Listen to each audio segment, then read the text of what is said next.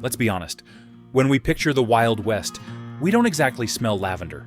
More like dust, horse sweat, campfire smoke, and maybe something worse. Hygiene wasn't high on the list of frontier priorities. After all, when your daily routine includes chasing cattle, dodging bullets, or building a homestead from scratch, scrubbing behind your ears kind of drops on the to-do list. Welcome to the hygiene reality of the Wild West. There were no hot showers, no indoor plumbing, no lavender-scented soaps or delicate French perfumes. Just grit, grime, and a whole lot of improvisation. Hygiene wasn't a luxury, it was survival. In the Old West, the real question wasn't, can you find water? It was, should you trust it? Sure, rivers sparkled and springs bubbled like something out of a dream. But just below that inviting surface, a microbial horror show waiting to strike. The main culprit? Contaminated water. Cattle grazing upstream, bloated carcasses floating in the creek. Outhouses dug a little too close to the family well.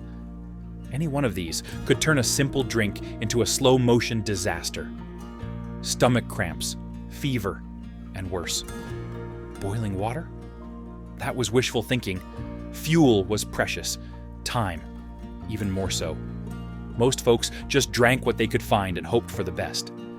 A splash of whiskey got tossed in now and then. Sometimes it helped. Sometimes it didn't. Rain barrels were common, but far from clean. They filled up quickly with dust, leaves, mosquito larvae, and the occasional helping of bird droppings. If the barrel wasn't sealed tight, say hello to algae. Some people strained their water through cloth to catch the floaters. Nice idea. Too bad the bacteria slipped through. With a smirk, snowmelt was the gold standard, but not always an option. Up in the mountains, melting snow could be crystal clear and safe. But down in the valleys and plains, your best bet might be a hand-dug well lined with wood. And fingers crossed it wasn't pulling runoff from your neighbor's outhouse. The result? Diarrhea, cholera, typhoid, dehydration. Water was both lifeline and loaded gun. Settlers walked a fine line between survival and sickness. The Wild West didn't need monsters. It had microbes. Bathing was a negotiation. In frontier towns, if you found a public bathhouse, you were already ahead of the game. Prices varied, but many charged extra for hot water. A warm soak? That was a rare luxury, not a routine. Out on the prairie or trail, people used creeks and basins when they could. Bathing frequency? Weekly maybe? Monthly? Probably? Daily? Only if you fell in a river by accident. Let's talk about soap. Yes, they had it. No, it didn't smell good. Soap in the Old West was usually homemade, from animal fat and lye. And it stung like betrayal if it got in your eyes. It got the job done, sure, but it didn't leave you smelling like a mountain breeze. Adding herbs for fragrance was a luxury, not a standard. Commercial soap existed, but it had to be shipped in at a premium. For most folks, soap was saved for special occasions, guests, Sundays, or serious illness. Bathing? Rare. Washing clothes? Even rarer. Laundry wasn't a woman's job. It was everyone's punishment. If you were old enough to carry a bucket, you were old enough to help scrub drawers. Washing meant fetching water, sometimes from miles away, making or buying soap, then scrubbing, rinsing, wringing, drying, and occasionally weeping. One load could take an entire day and leave your hands raw. Most people put it off until their clothes could practically walk themselves to the tub. Winter made things worse. Laundry in cold weather was an act of suffering. Water froze in the bucket, and wet clothes stiffened into frozen planks before they even dried. People improvised, rubbing garments with snow, beating dirt out with sticks, or layering grime under more grime.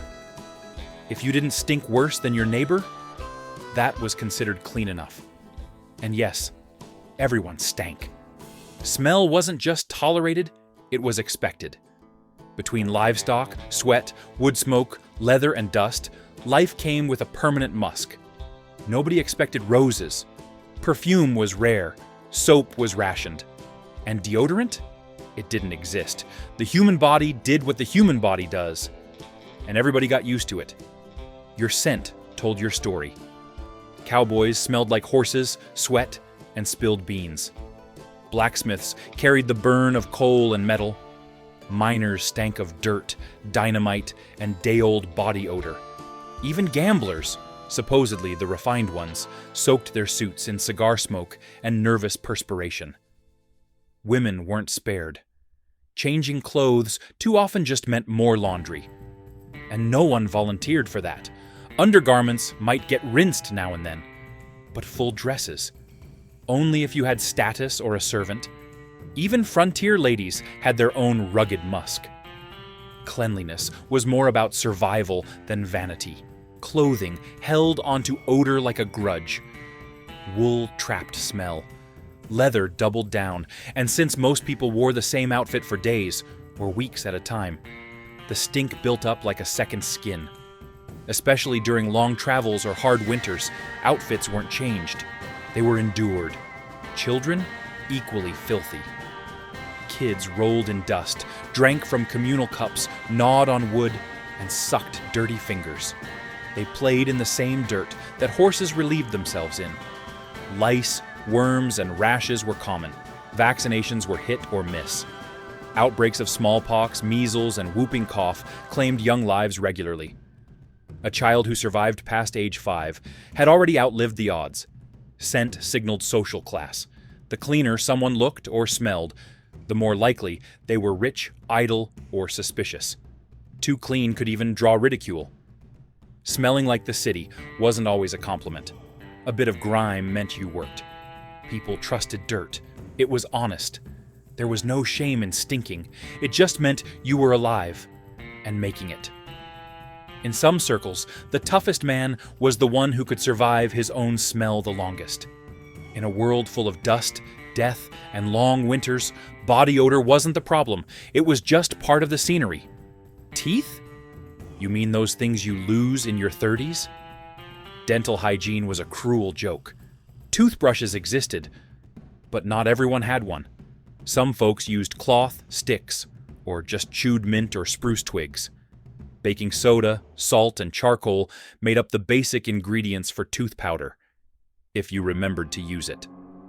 Sugar was becoming more common, but fluoride hadn't been invented yet. Tooth pain was a chronic condition. Tooth extraction? A public event, complete with alcohol and screaming. Dentists were often barbers with extra tools. The barber surgeon wasn't just a relic from Europe.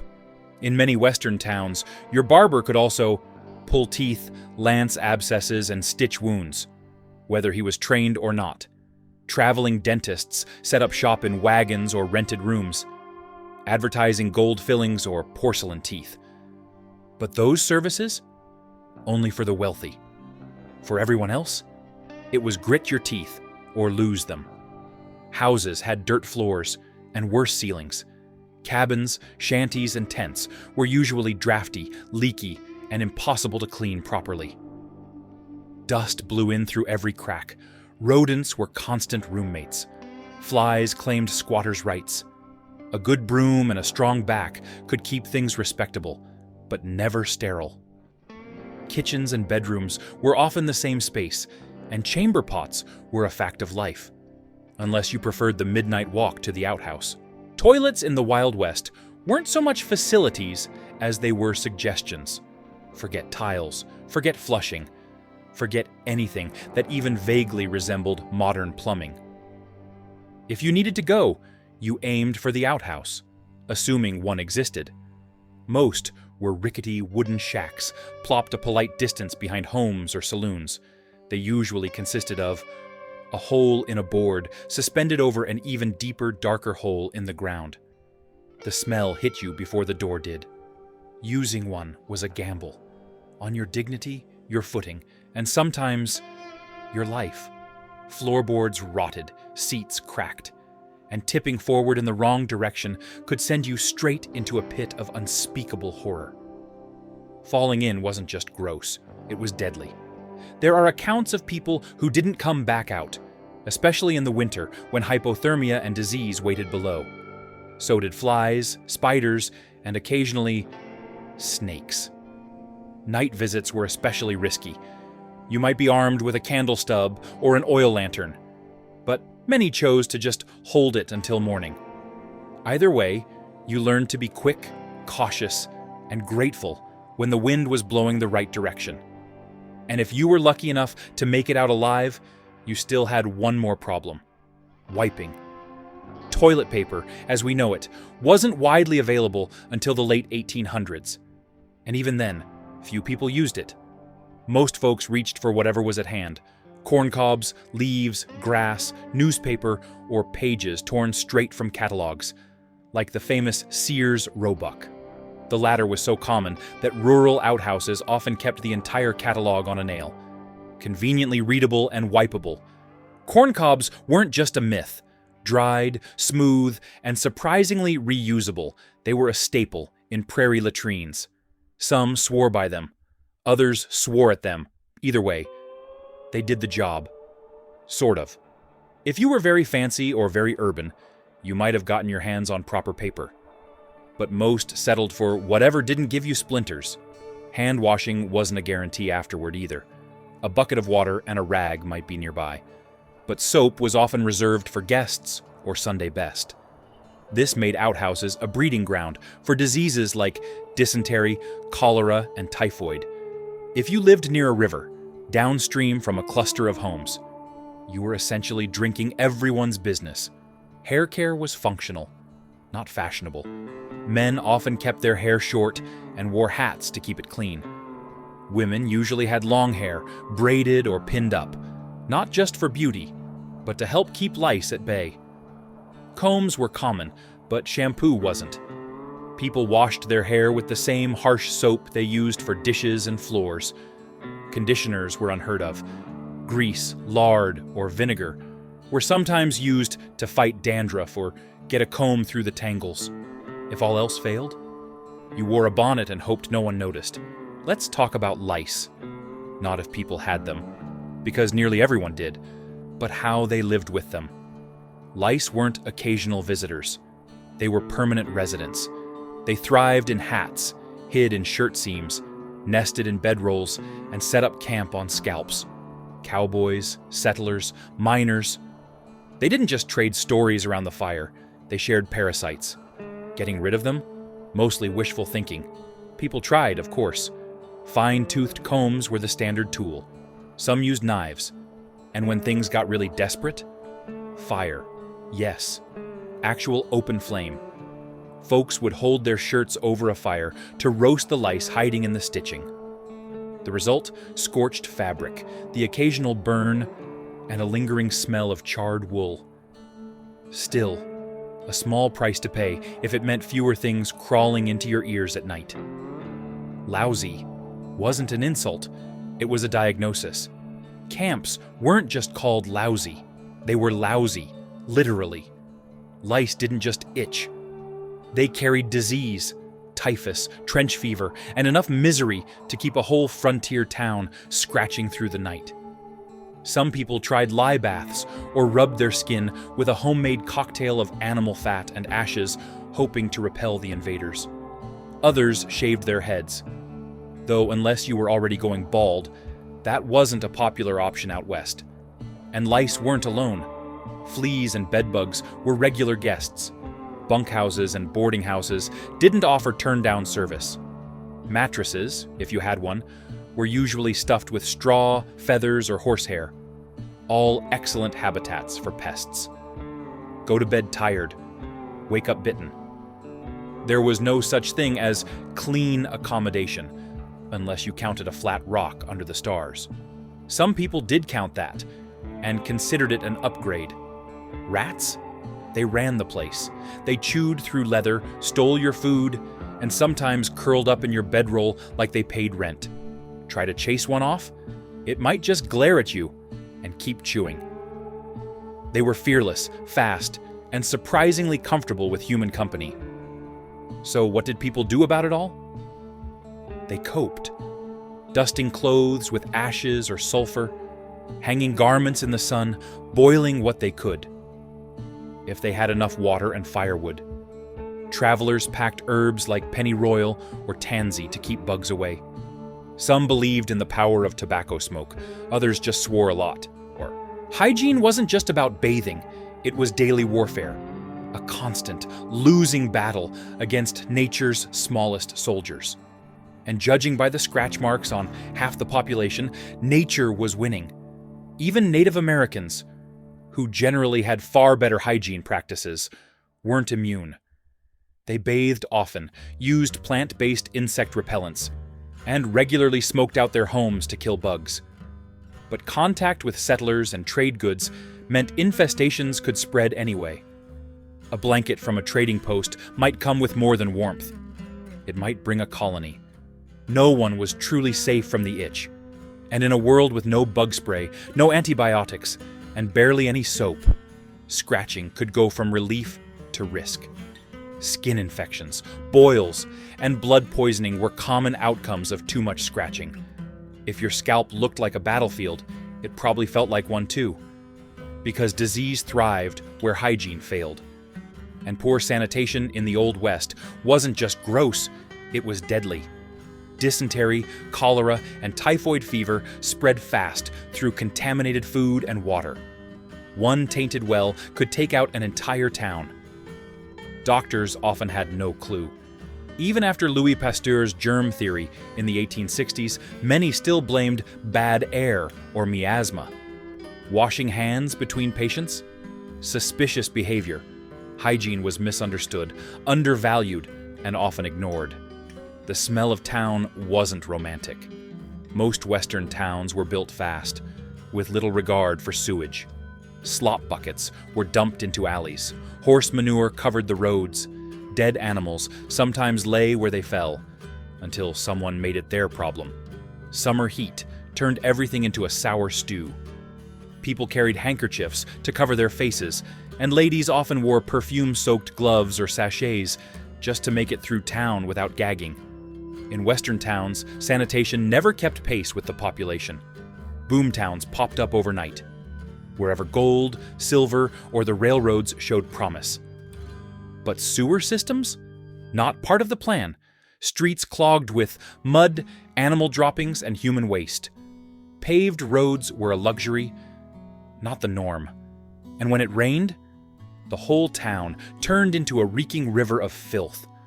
Runoff laced with excrement, rotting food, and the occasional dead animal. If you slipped, you didn't just fall. You sank. Waste management was improvised. At best, trash was simply tossed behind buildings, where it piled up into foul-smelling heaps. The rotting carcasses of dogs, chickens, or mice might sit just steps from someone's front door. The concept of organized waste disposal was foreign to most folks, mainly because there were no central authorities around to enforce anything. Instead, pigs wandered the streets and rooted through the refuse, hoofed garbage collectors, doing what they could to keep the rot down. Water sources often ran right through filth. The same river that quenched your thirst might also serve as a laundry station, a watering hole for cattle, and an open latrine, all at once. Many towns relied on shallow wells, just a few feet deep. Rainwater carried dirt and waste straight down into the water table. If you didn't have the means, or the firewood, to boil it, you drank the germs right along with it. Typhoid, dysentery, cholera, no extra charge. The real danger? No one could tell what was clean and what was contaminated. The result was a constant background hum of disease. Life in town meant close proximity to other bodies and to everything those bodies left behind. A single saloon could leave you with lice, tuberculosis, or a broken nose if you sneezed too loud. Illness spread like wildfire, especially among those already weakened by booze, bad diets, and chronic sleep deprivation.